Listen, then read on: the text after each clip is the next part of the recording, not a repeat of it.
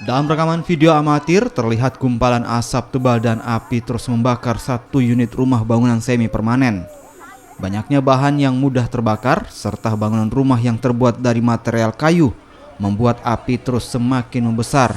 Bahkan, api sempat membakar atap rumah yang berada di sebelah.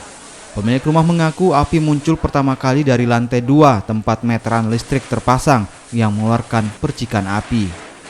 Api kemudian membesar dan menjalar ke seluruh bangunan rumah. Jauhnya lokasi kebakaran dari pusat kota Kabupaten Goa sehingga saat 2 unit pemadam kebakaran tiba di lokasi, api sudah padam.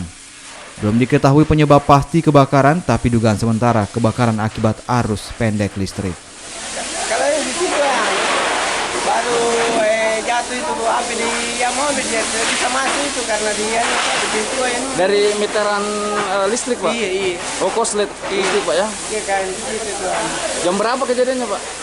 Kira-kira jam 7, Pak. Jam 7? Sudah mati. Itu api dari lantai 2, Pak? Ya? Api dari lantai 2? Iya. Terus turun ke bawah? Iya. Jatuh dia. Apa-apa yang terbakar itu, Pak? Ya? Apa-apa yang terbakar? Ini banyak-banyaknya, Pak. Racun-racun apa, birasa apa. Ini apa, rumah tinggal atau gudang, Pak? Ya, rumah tinggal. Rumah tinggal, Pak? Iya. Wah, memang banyak penyimpanan barang, Pak, ya? Banyak, iya. Menerima laporan itu dari warga sekitar jam 19.35. Perjalanan kami ke TKP itu sekitar kurang lebih 15 menit dari Sendiminasa ke Bentonompo. Jadi begitu kami tiba di sini, kami sudah mendapati rumah dalam keadaan terbakar.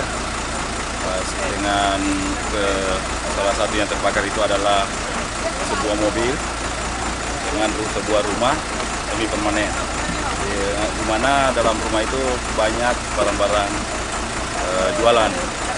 Dugaannya sementara menurut keterangan warga itu arus pendek, arus listrik pendek.